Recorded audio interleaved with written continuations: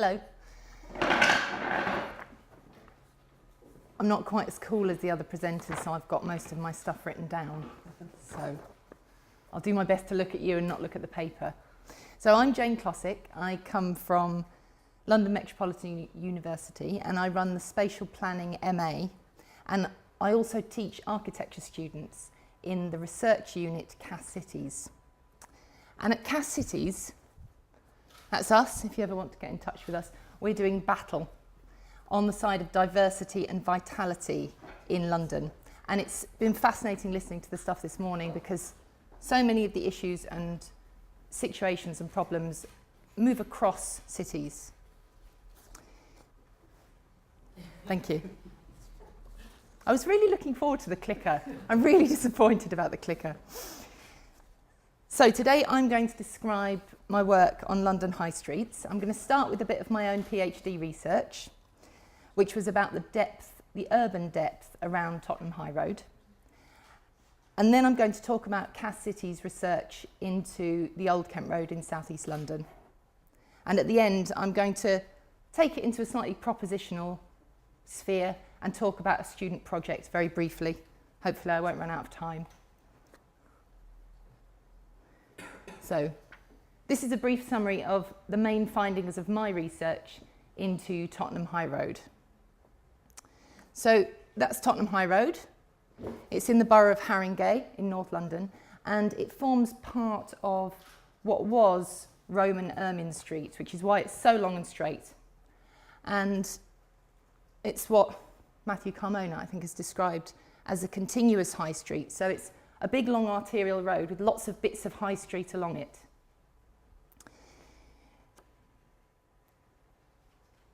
So I looked at the urban structures on each side of the high street. So here's a typical block on Tottenham High Road. Oh, not too soon. That's the high road. And here is the depth. And depth was the key theoretical concept that I employed during my PhD research. And it's partly physical, so it's the urban fabric around high streets, but it's also economic and social and historic and temporal structures that keep all of that physical stuff in place and are as important as all the physical stuff. It's all interwoven, which all the urbanists and architects will have an understanding of. But actually, just ordinary people really understand it as well. I really liked the thing you said at the beginning, that you know you're on a good street when you can tell where you are. So a city street is the seam that binds together the depth on each side. The street doesn't have an independent existence. Next, please. So now I'm going to describe one of the typical blocks on Tottenham High Road and talk about what the depth is composed of. At the front is a row of shops on the ground floor. Above is secondary high street type uses, offices, more offices. This one is a flat block, the orange one. And then the entrance here takes you into a yard behind the high street called Morrison Yard. And back there, this is a business centre. And inside there's a huge industrial scale bakery. There's storage for the high street shops, there's a recording studio, lots of other businesses that rely on proximity to the high street and to the arterial route, but don't actually need high street frontage. Similarly, this is a catering company, and they do Caribbean food, and they park their catering truck that they take to markets every weekend all over London in that yard. So the yard is as vital part of the depth as the buildings, because you need access for cars and storage and delivery and distribution. Oh, and excitingly in here, there's also a mosque. This is a mosque and primary school. And just here, there's the Citizens Advice Bureau. So it's like a little bit of every part of civic life, just on this completely ordinary, completely, essentially quite boring and utterly undervalued part of the city. And most people walking along here would have no idea that any of that was back there. I'm getting carried away and talking too long. I'm going to try and get quicker. So this is a diagram that I made to try and capture my understanding of what depth comprises of. So there's building depth, but there's also the depth of the whole site on each side of the high street.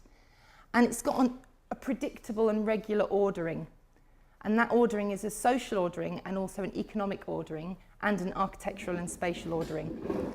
And it works vertically and it also works laterally backwards from the high street. And all of those different aspects, economic, social, spatial, they're all completely intertwined and linked. So it's architecturally predictable. Oh, I think we might need a new slide.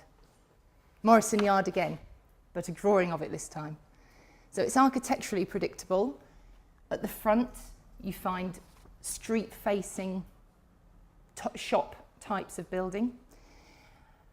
To the back, you'll tend to find buildings which can accommodate other sorts of businesses that need to be near high streets and the yard.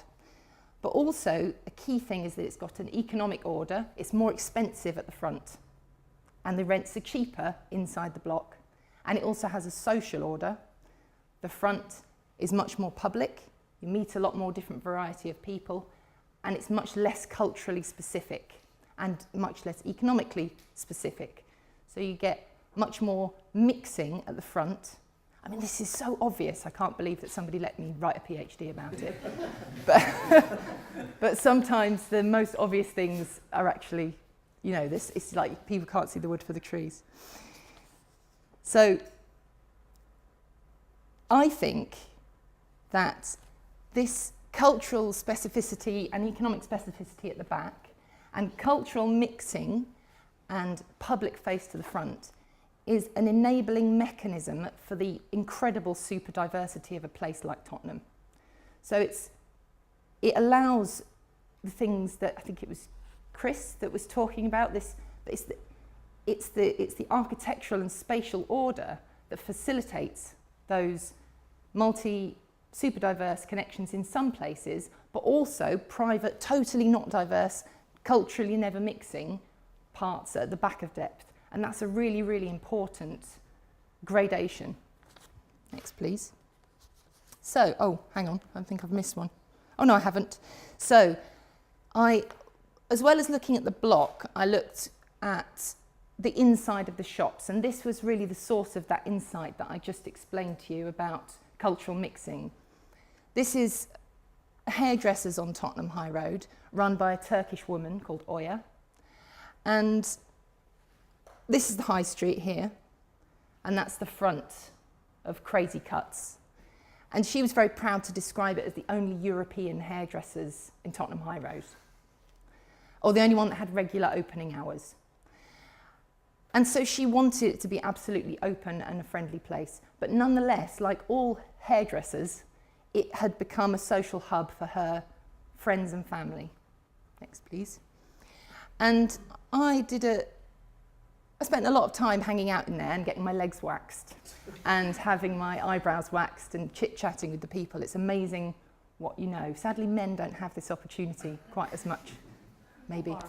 Yeah, true. Yes, true. I've never been to a barber's, so.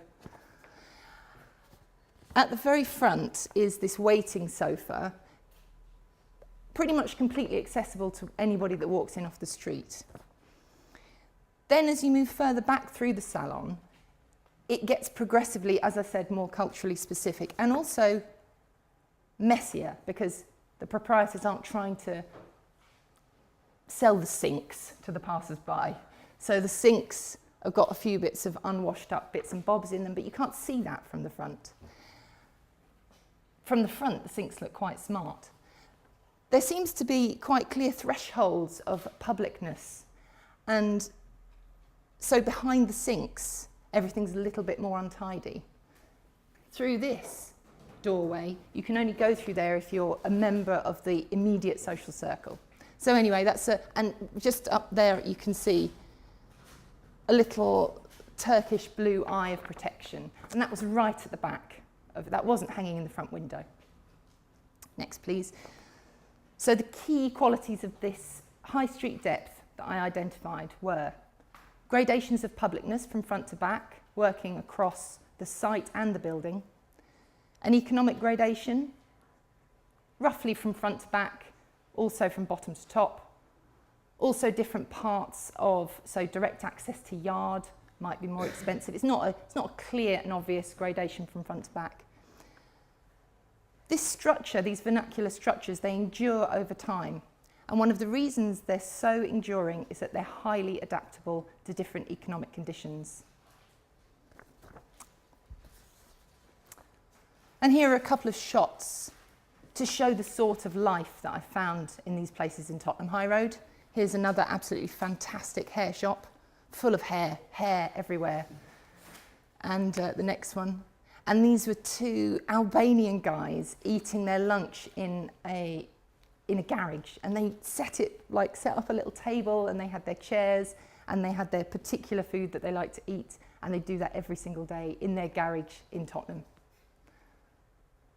So, some kinds of urban topography are more sympathetic to these structures of depth that you hopefully all recognise, and some of them are considerably less sympathetic to that. Cass Cities have been looking a lot at the Old Kent Road.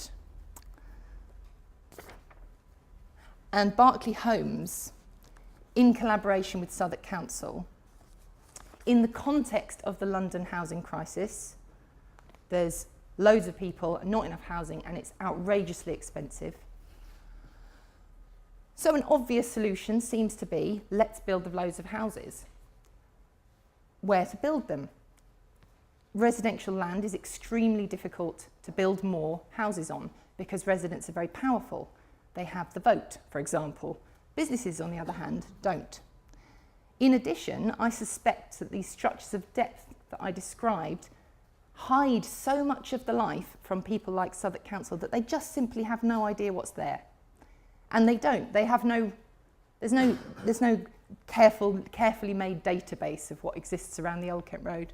So Berkeley Homes have proposed on this chunk of industrial land, industrial high street depth stuff, a green link surrounded by flats. You'll be very familiar with this type of development, unfortunately. Next.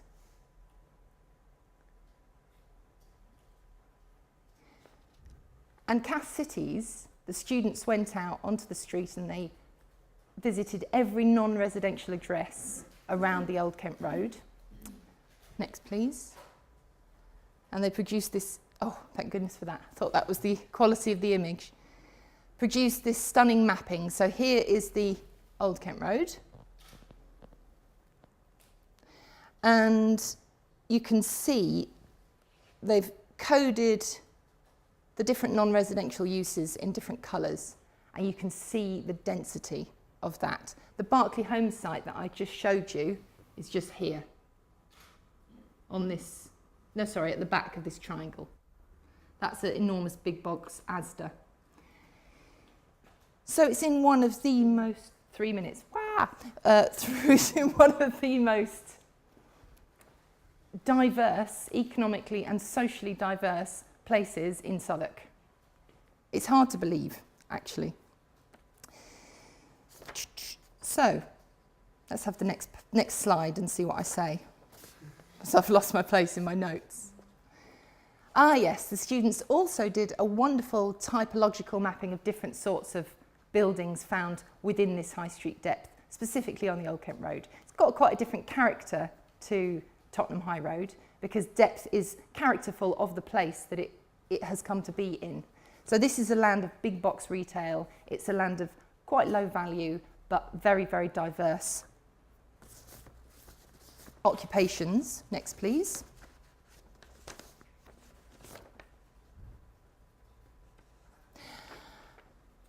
But sadly, it is also an opportunity area. And the opportunity areas, it sounds not dissimilar to the situation in Belfast. Red lines have been drawn. And this is the location of all the opportunity areas in London. Next, please. And one of my students marked on the sites proposed for development around the Old Kent Road in the draft plan from Southwark, which has been produced in response to the opportunity area designation. And you can see the pinkish red essentially falls precisely over all of the non-residential activity in the vicinity of the Old Kent Road. Next, please. And often these sites are described using this hideous term, brownfield. And of course, brownfield, that doesn't exist in London. There aren't just these big brown empty areas that nobody's using. They've got sheds in them, and in the sheds there are people making things and doing things and having their lives and having a stake in the place that they work in. Next, please. So we have, around the Old Kent Road, 15 businesses which employ 560 people, which are involved in courier services. 57 construction-related businesses. There's a thriving culture of logistics, and they primarily support London's arts and theatre. So there's 470 jobs in logistics in 24 businesses. There's a dairy, 5 butchers, a fishmongers, 7 commercial caterers, 2 wholesale bakeries, 2 ice producers, and 2 other things, but I've deleted the end of my notes. So, we think that the claim that it's not possible to achieve this economic mix and to create conditions where rich depth can come into being with the qualities that I described, gradation of publicness, gradation of economic, adaptability and endurance, we think with architecture you can achieve that and achieve housing. And I really enjoyed at the beginning seeing those blocks that you described, because that's precisely what we're talking about building. It's not anything new. We're actually talking about designing things which are already there. It's just a matter of copying fabulously. So how do you design for depth? First of all, as I said, it's adaptable. So it should be changed and subdivided with relative ease. The materials need to be things that can be knocked down with a sledgehammer by a guy who needs to knock 2 units together. Things like bricks, things like breeze blocks. Floor to ceiling dimensions at ground floor sufficiently tall and front to back dimensions sufficiently deep so that you've got enough light penetration to accommodate change of use in different parts, and also to accommodate very large floor plates, because a lot of this type of economic and civic activity needs a lot of space. Next, please. The depth, the yard, needs to be accessible from a public street, so more buildings and vehicles and more brief activities can take place. So things like sheds that come up and down quickly, that can respond quickly to economic change. That's all part of the adaptability argument. Next, please. I think it's very important that the front door is at the front. And sounds simple, but it's astonishing how many front doors are not at the front, particularly housing blocks, which seem to like to face inwards. So the more public parts should be in the most public places, and the least public parts should be in the least public places to allow for co-location of very different activities, but with places where they can mix and places where they're completely separate. And also it should respect the street network, it should respect existing connections and work with those and not try to change the existing connections largely. These aren't blanket rules, they're just rules of thumb. Next, please. So here's a very brief explanation of one of our students' projects. They're midway through it at the moment. Not midway, actually, they've got 3 weeks till hand in.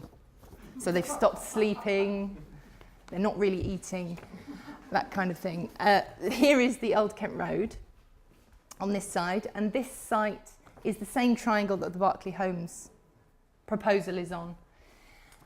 And they're proposing to re-accommodate all of the existing businesses on that site in an enormous business building with retail on the ground floor, the most expensive place, keeping an existing civic centre and some quirky buildings to, I think, this character, it's a terrible word.